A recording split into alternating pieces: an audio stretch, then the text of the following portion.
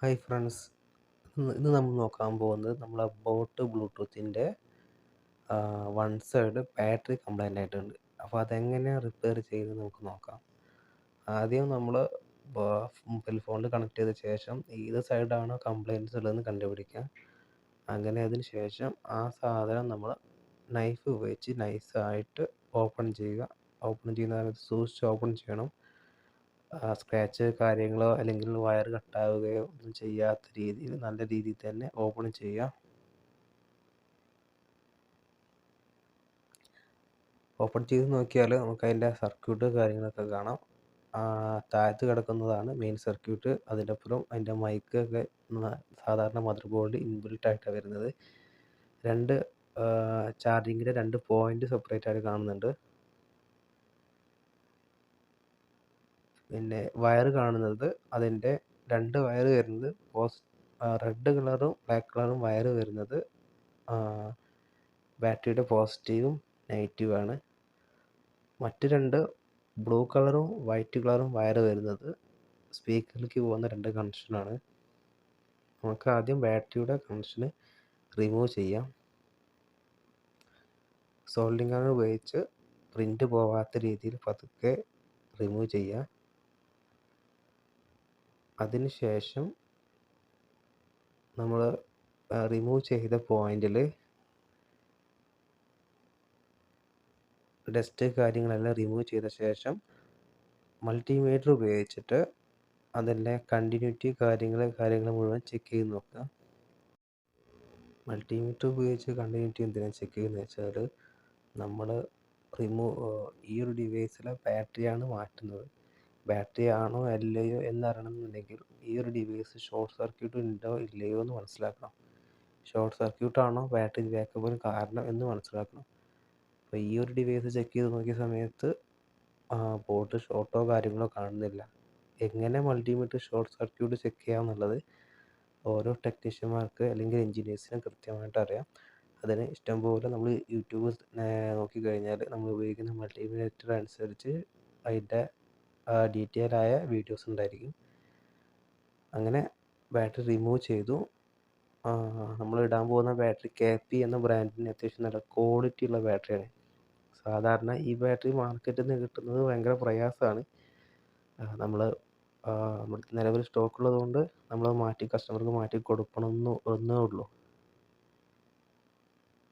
അപ്പോൾ ഈ ബാറ്ററിയിൽ പോസിറ്റീവും നെഗറ്റീവും രണ്ട് ടെർമിനൽ ഉണ്ടായിരിക്കും. നമ്മൾ ആദ്യം തന്നെ ഈ രണ്ട് ടെർമിനൽ ഏതാണെന്ന് കണ്ടുപിടിക്കണം. അതിനുവേണ്ടി നമ്മൾ മൾട്ടിമീറ്റർ യൂസ് ചെയ്തിട്ട് നമുക്ക് കണ്ടുപിടിക്കാം. നിലവിലെ ബാറ്ററി ഓപ്പൺ ചെയ്ത സമയത്ത് അതിൽ BMS സർക്യൂട്ട് കാര്യങ്ങൾ വരുന്നുണ്ട്. ബാറ്ററിയുടെ പ്രൊട്ടക്ഷന് വേണ്ടി വരുന്ന സർക്യൂട്ടാണ്. അപ്പം ഈ BMS പ്രൊട്ടക്ഷൻ്റെ മുകളിൽ യൂസ് ചെയ്തിരിക്കുന്ന കവറ് കാര്യങ്ങൾ നമ്മൾ റിമൂവ് ചെയ്ത ശേഷം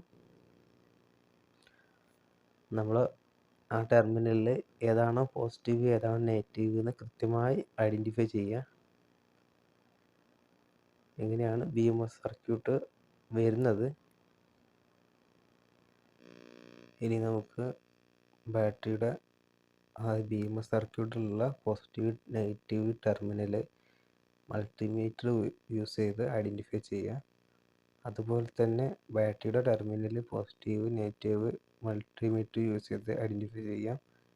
അങ്ങോട്ടും ഇങ്ങോട്ടും കൃത്യമായ രീതിയിൽ സോൾഡർ ചെയ്യാം. നിങ്ങൾ നിലവിൽ ഇതുപോലെ വർക്ക് ചെയ്ത് പരിചയമില്ലാത്ത വ്യക്തികളാണെന്നുണ്ടെങ്കിൽ ഒരിക്കലും ഇങ്ങനത്തെ വർക്ക് ചെയ്യരുത്. കാരണം ബാറ്ററി ചെയ്യുന്ന സമയത്ത് ടെർമിനൽസ് തമ്മിൽ ഷോർട്ട് ആവാനോ അല്ലെങ്കിൽ മറ്റെന്തെങ്കിലും അപകടങ്ങൾ ഉണ്ടാവാനോ സാധ്യത കൂടുതലാണ്. അപ്പോൾ സോൾവ് ചെയ്യുന്നുണ്ട് എന്നുണ്ടെങ്കിൽ ഇതുപോലെ റിപ്പയർ ചെയ്യുന്നുണ്ട് എന്നുണ്ടെങ്കിൽ സേഫായ രീതിയിൽ കസ്റ്റമേഴ്സിന് യാതൊരുവിധ പ്രോബ്ലംസും ഉണ്ടാവാത്ത രീതിയിൽ കൃത്യമായ രീതിയിൽ സോൾഡർ ചെയ്യുക. അതുപോലെ ഷോർട്ട് സർക്യൂട്ടോ കാര്യങ്ങളോ ഉണ്ടാവരുത്. കാരണം ഇത് നമ്മൾ ചെവിയിൽ വെക്കുന്ന ഡിവൈസാണ്. എന്തെങ്കിലും തരത്തിലുള്ള ഡാമേജോ കാര്യങ്ങളോ ഉണ്ടായിട്ടുണ്ടെന്നുണ്ടെങ്കിൽ ഇത് കസ്റ്റമേഴ്സിന് ഫിസിക്കലായിട്ടുള്ള പ്രോബ്ലംസ് ഉണ്ടാകാൻ ചാൻസ് കൂടുതലാണ്. ചില മദർ ബോർഡുകളിൽ ബാറ്ററിക്കൊപ്പരം സേഫ്റ്റി സർക്യൂട്ടുകൾ ഉണ്ടാവാറില്ല. പക്ഷേ ബോട്ടിൻ്റെ ഈ ഒരു മോഡൽസിൽ ചെക്ക് ചെയ്ത സമയത്ത് സേഫ്റ്റി സർക്യൂട്ട് ഉണ്ട്. അത് BMSSL-ആയിട്ട് വരുന്നുമുണ്ട്.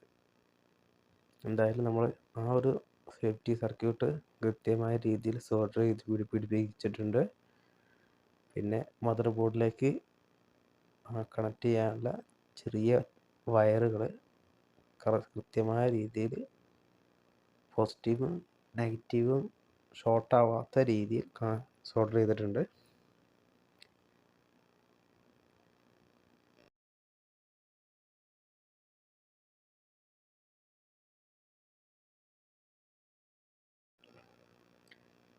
ഇനി നമുക്ക് മൾട്ടിമീറ്റർ ഉപയോഗിച്ചിട്ട് പോസിറ്റീവും നെഗറ്റീവും കറക്റ്റായിട്ട് കിട്ടുന്നുണ്ടോ എന്ന് നോക്കാം.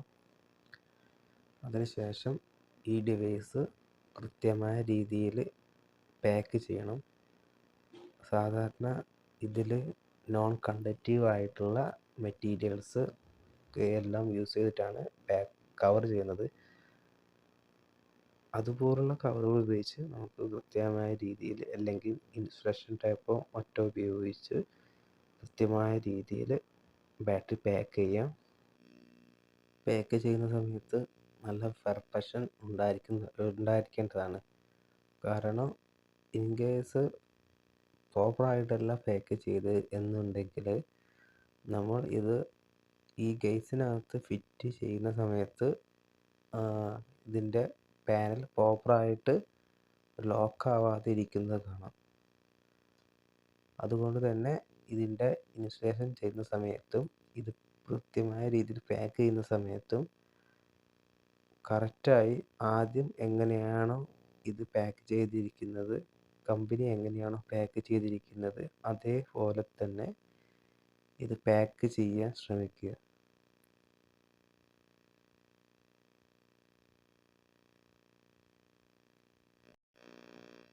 ഇനി നമുക്ക് ഇതിൻ്റെ മദർ ബോർഡിലെ പോസിറ്റീവ് നെഗറ്റീവ് ടെർമിനൽ എങ്ങനെയാണെന്ന് മൾട്ടിമീറ്റർ ഉപയോഗിച്ച് കണ്ടുപിടിക്കാം. അത് കണ്ടുപിടിച്ചതിന് ശേഷം ബാറ്ററിയുടെ റെഡ് കളർ വയർ മദർ ബോർഡിലെ പോസിറ്റീവ് കണക്ഷനിലും ബ്ലാക്ക് കളർ വയർ മദർ ബോർഡിൻ്റെ നെഗറ്റീവ് കണക്ഷനിലും കൃത്യമായ രീതിയിൽ സോൾഡർ ചെയ്യുക. അതിനുശേഷം മൾട്ടിമീറ്റർ ഉപയോഗിച്ച് വോൾട്ടേജ് ചെക്ക് ചെയ്ത് നോക്കുക. വോൾട്ടേജിൽ എന്തെങ്കിലും വ്യതിയാനമോ കാര്യങ്ങളോ ഉണ്ടോ എന്ന് ചെക്ക് ചെയ്ത് നോക്കുക. എന്നതിന് ശേഷം ഈ ഒരു ഡിവൈസ് പാക്ക് ചെയ്യാൻ ശ്രമിക്കുക. എങ്ങനെയാണോ അയച്ചത് അതുപോലെ തന്നെ ബാറ്ററി പാക്ക് ചെയ്ത് ഫിറ്റ് ചെയ്ത് വെക്കുക. ഇനി നമുക്ക് നമ്മൾ കാർഡി ഗേസിനുള്ളിൽ, ഗേസിന് പറയുന്ന പേര് കാർഡി ഗേസ് എന്നാണ് സാധാരണ പറയാറുള്ളത്. അപ്പോൾ ഈ ഒരു ഗേസിനുള്ളിൽ ഇട്ടതിന് ശേഷം ഓൺ ആവുന്നുണ്ടോ ഇല്ലയോ എന്ന് ചെക്ക് ചെയ്ത് നോക്കാം. ഇതിന് ഏറ്റവും നല്ല എളുപ്പമാർഗ്ഗം എന്താണെന്ന് വെച്ചാൽ, നിലവിൽ കണക്ട് ചെയ്തിരിക്കുന്ന ഫോണിൽ ഈ ഒരു ഡിവൈസ് കണക്ട് ചെയ്യുന്ന സമയത്ത് അതിൽ ബാറ്ററി പെർസെൻറ്റേജ് ഫോണിൽ കാണിക്കുന്നതാണ്. ഫോണിൻ്റെ സെറ്റിങ്സിനകത്ത് ബ്ലൂടൂത്തിനകത്ത് ചെക്ക് ചെയ്താൽ കറക്റ്റായിട്ട് നിങ്ങൾക്ക് കാണുന്നതാണ്. പാക്കിങ്ങിന് ശേഷം ഈ ഒരു ഡിവൈസ് ഗേസിനുള്ളിൽ ഇട്ടതിന് ശേഷം ചാർജർ കണക്ട് ചെയ്ത് ചാർജ് കയറുന്നുണ്ടോ ഇല്ലയോ എന്ന് ചെക്ക് ചെയ്ത് നോക്കണം. ഇൻ കേസ് ചാർജിങ്ങിൽ എന്തെങ്കിലും പ്രശ്നമുണ്ട് എന്നുണ്ടെങ്കിൽ നമ്മൾ സോൾഡർ ചെയ്തതിൻ്റെ ഫാൾട്ടാവാനാണ് കൂടുതലും ചാൻസ്. നമ്മളിവിടെ ചെക്ക് ചെയ്ത് നോക്കുന്ന സമയത്ത് അതിൽ കൃത്യമായ രീതിയിൽ ചാർജ് കയറുന്ന ലൈറ്റ് ബ്ലിങ്ക് ചെയ്യുന്നതായിട്ട് കാണാം. ഇങ്ങനെ കാണുന്നുണ്ടെന്നുണ്ടെങ്കിൽ ഇത് 100% സക്സസ് ആയിട്ടുണ്ട്. ഇതുപോലുള്ള കൂടുതൽ വീഡിയോകൾക്കായി ലൈക്ക് ആൻഡ് സബ്സ്ക്രൈബ് ചെയ്യൂ.